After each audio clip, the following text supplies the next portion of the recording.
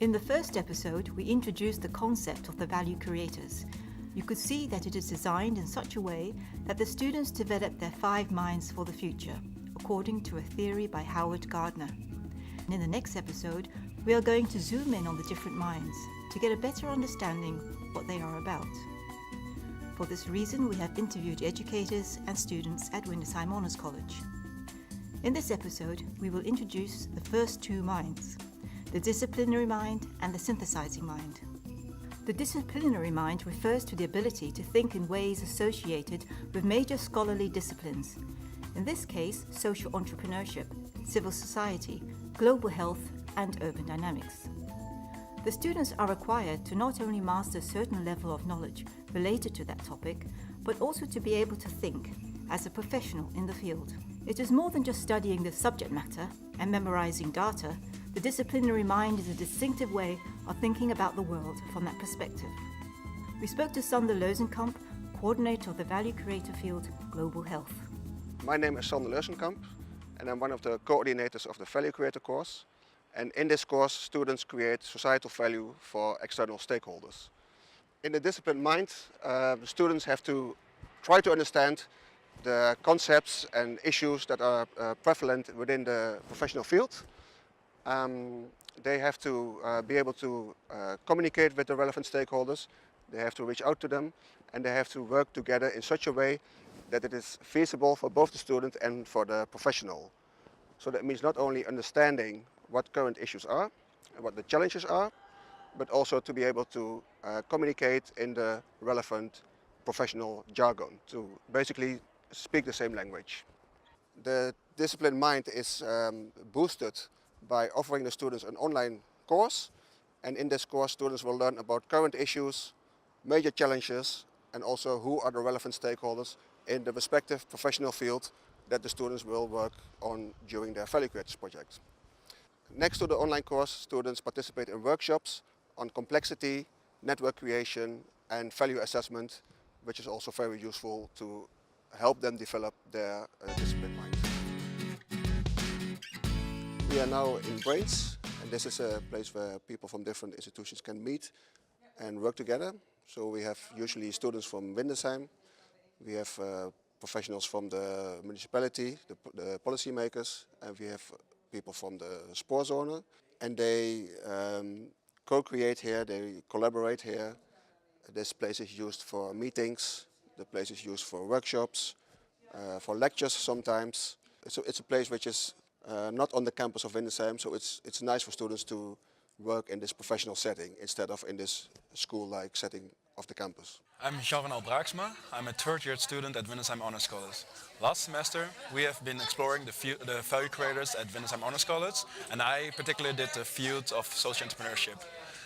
From the start on, we decided to put our full intention in getting to know this field of social entrepreneurship as much as possible. We did this by having an online course, reading material, visual audio material like YouTube, online other courses in that sense. But next to it, next to this, we also went to a lot of events and seminars to be around these social entrepreneurs, to learn from their day-to-day activities. Hi, I'm Karina. I'm a 4th-year student at VHC, Windesheim Honours College, and I'm doing my Value Creator in Social Entrepreneurship. So within the Value Creator of Social Entrepreneurship, I got acquainted with the language of professionals by networking with them, by having multiple meetings with a lot of stakeholders that were included in my project, as well as also the online course of my social entrepreneurship.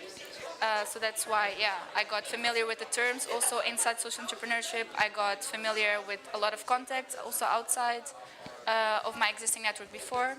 So that's how I improved my discipline minds.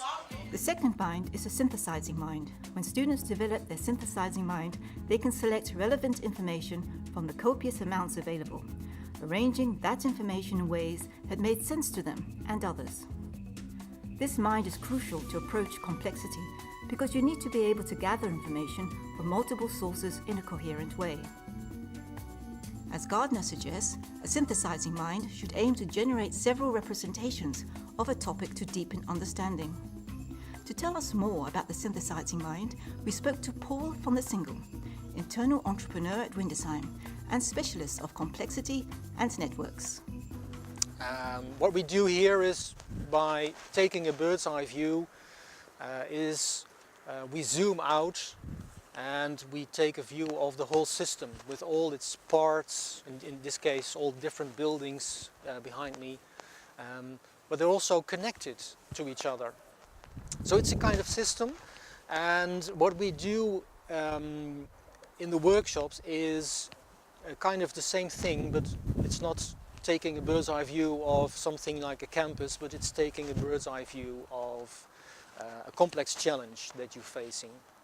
What we do then is try to visualize the complexity by making some kind of network visualization of the parts of your particular complex challenge and the relationships between those parts. So it's all about synthesis, and synthesis is the opposite of analysis, which we are all familiar with.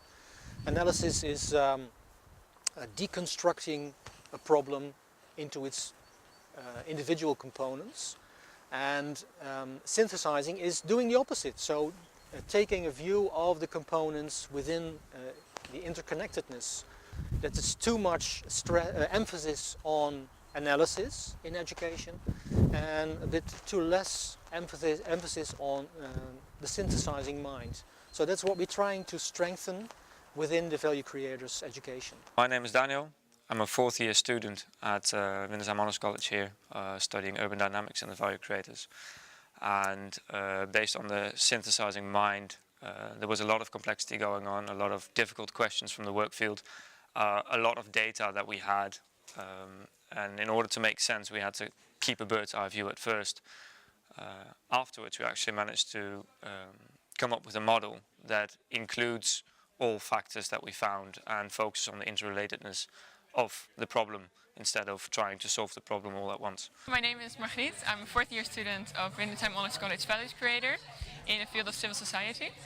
And I've been experiencing the synthesizing mind in two ways mainly. The first for self-assessment, in which I wrote a literature review and an annotated bibliography on a certain theme, which I really wanted to learn about, mainly for my internship.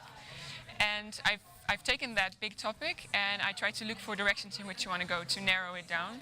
And next to this, I've worked on a certain project on social inclusion. And for this, we worked on this really complex topic of communities. So I think if I want to adapt and take the synthesizing mind to literally everything that I've done during the Value Creative product, that's also possible, because I really feel that the synthesizing mind can be applied in every way, in every theory. In the next episode, we will introduce to you the other three minds, starting with the creative mind, and a talk with Liesbeth Reisdijk, one of the directors at Windesheim Honors College. See you then.